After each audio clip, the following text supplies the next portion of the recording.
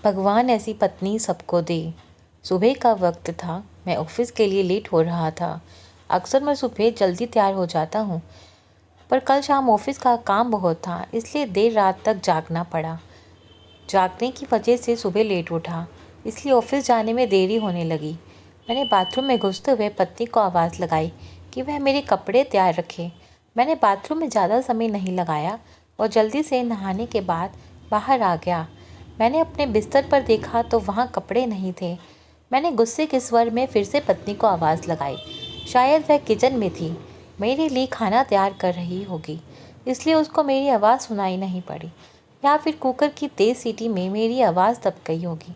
इस बार मैंने गुस्से के साथ तेज़ आवाज़ लगाई, लेकिन किचन से बड़ा ही प्यारा रिप्लाई आई। मेरा गुस्सा अपने चरम पर था। मुझे ऑफिस के लिए लेट हो रहा था। मैं अंदर से बुरी तरह झल्लाया हुआ था। तभी पत्नी कमरे में आ जाती है और वह सीधे अलमारी की तरफ बढ़ जाती है। मेरे मन में सवाल आया कि क्या उसने मेरी आवाज़ को सुना था या फिर सुनकर अनसुना कर दिया था। फिलहाल जो कुछ भी हो, वह मेरी तरफ देखते हुए कपड़े बिस्तर पर रख देती है और वहाँ से जाने को होती है। अचानक से वह वापस आती है और मुझसे बोली, अगर मैं तुम्हें किसी के साथ डिनर व फिल्म देखने के लिए बाहर जाने को कहूँ तो तुम क्या कहोगे? उसकी पूछने का अंदाज थोड़ा अलग था। मैं समझ नहीं पा रहा था कि आखिर वह किसकी बात कर रही है और क्यों। शायद मैं जवाब देने के लिए तैयार था। मैं बोलूँगा, मैं समझूंगा कि अब तुम मुझसे प्यार नहीं करती। शायद उसने गुस्से अथवा प्यार में मेरी तरफ देखा और फिर अगले ही पल अपने होठों पर हल्की सी मुस्कान को दबाते हुए बोली, मैं आपसे प्यार करती हूँ, लेकिन यह औरत भी आपसे बेपनाह प्यार करती है, शायद मुझसे भी ज़्यादा, और आपके साथ कुछ समय बिताना चाहती है। मुझे पत्नी के मुंह से इस सवाल की उम्मीद नहीं थी। मेरे मन में हजारों सवाल ऊपर नीचे होने लगे। आखिर किस औरत की बात कर रही है और किससे मिलवाना चाहती है? ऐसे हजारों सवालों के साथ मेरा मन मुझे घेर रहा था। आखिर मैंने पूछ ही लिया कि किसकी बात कर रही हो। पत्नी ने बिना कुछ बोले एक तस्वीर की तरफ इशारा कर दिया। वह तस्वीर मेरी माँ की थी, जो मुझसे दूर रहती थी, जिनसे कई महीनों से मैं मिला नहीं था। शायद काम की वजह से मैंने उन्हें फ़ोन भी नहीं करा। मैं अपनी व्यस्तता के कारण उन्हें समय भी नहीं दे पा रहा था। मैंने पत्नी की तरफ देखा। पत्नी ने मुस्कुराहट के साथ मेरा मोबाइल मुझे थमा दिया। मैंने माँ को फ़ोन किया और उनसे रात पर खाने और साथ में फ़िल्म देखने के लिए कहा।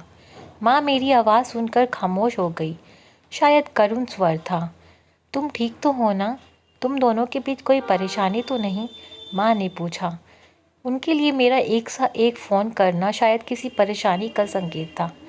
नहीं, कोई परेशानी नहीं, बस सोचा कि आपके साथ बाहर जाना एक सुखद एहसास होगा। मैंने जवाब दिया और कहा, बस हम दोनों ही चलेंगे। उन्होंने इस बारे में एक पल के लिए सोचा और फिर कहा, ठीक है। शुक्रवार की शाम मैं उनके घर पहुंचा तो वह मेरा इंतज़ार कर रही थी। मुझे देखकर उनका चेहरा खुशी से चमक उठा, जैसे वर्षों से कोई खोई दौलत अकस्मात मिल गई हो। मैंने उनके पैर छुए और उन्हें गाड़ी की तरफ ले जाने लगा। वह बार बार मेरी तरफ देखकर हल्के हल्के मुस्कुरा कर गाड़ी की तरफ बढ़ रही थी। कार में माँ ने बताया कि उन्होंने अपनी दोस्त को बेटे के साथ बाहर जाके खाने के लिए बात बताई तो वह काफ़ी प्रभावित हुई। फिलहाल हम माँ की पसंद वाले रेस्टोरेंट में पहुँचे, जो कि दिखने में अभी अच्छा और आरामदायक था। मैंने मेनू को उठाया और पढ़ने लगा। एकाएक मेरी निगाह माँ पर पड़ी।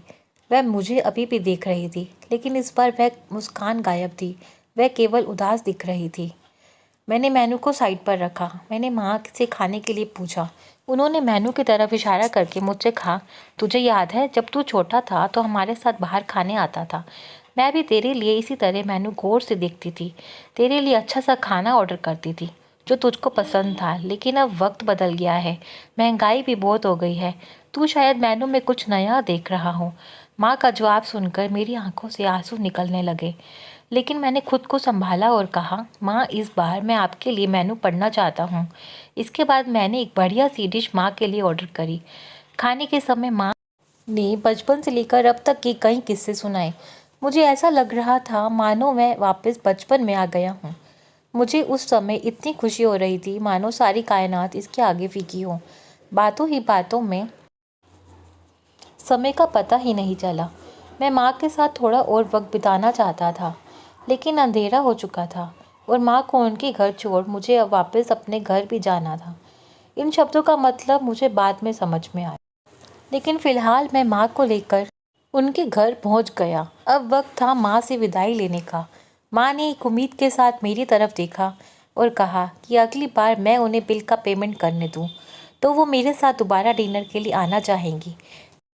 मैंने मुस्कुराहट के साथ माँ से कहा, माँ जब आप चाहो और बिल पेमेंट कौन करता है, इससे क्या फ़र्क पड़ता है।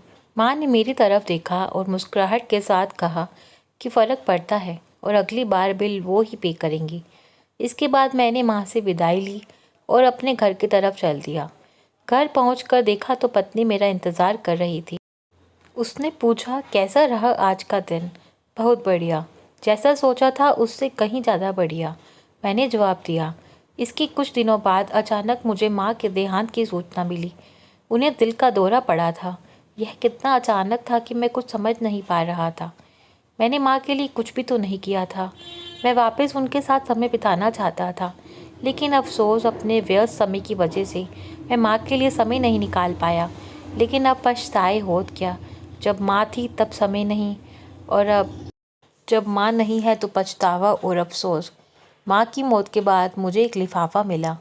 उस लिफाफे में उसी रेस्टोरेंट की एडवांस पेमेंट की रसीद के साथ माँ का एक खत था, जिसमें माँ ने लिखा था, मेरे बेटे, मुझे पता नहीं है कि मैं तुम्हारे साथ दोबारा जा पाऊँगी या नहीं, इसलिए मैंने 2 लोगों के खाने की अनुमानित बिल का एडवांस पेमेंट कर दिया है। अगर मैं नहीं जा पाऊँ तो तुम अपनी पत्नी के साथ भोजन करने ज़रूर जाना। उस रात तुमने कहा था ना कि क्या फ़र्क पड़ता है। मुझ जैसी अकेली रहने वाली बूढ़ी औरत को फ़र्क पड़ता है। तुम नहीं जानते, उस रात तुम्हारे साथ बीता हर पल मेरे जीवन के सबसे बेहतरीन समय में से था। भगवान तुम्हें सदा खुश रखे। तुम्हारी माँ। इंसान को दुख अपनों के खोने के बाद होता है। अगर समय रहते एहसास हो जाए तो जीवन में छोटी छोटी बातों से भी परिवार में खुशियाँ बांटी जा सकती हैं। और माता पिता तो जीवन की सबसे अनमोल धरोहर है। दोस्तों, अगर ये कहानी आपको अच्छी लगे तो मेरे चैनल को सब्सक्राइब करना ना भूलें। धन्यवाद।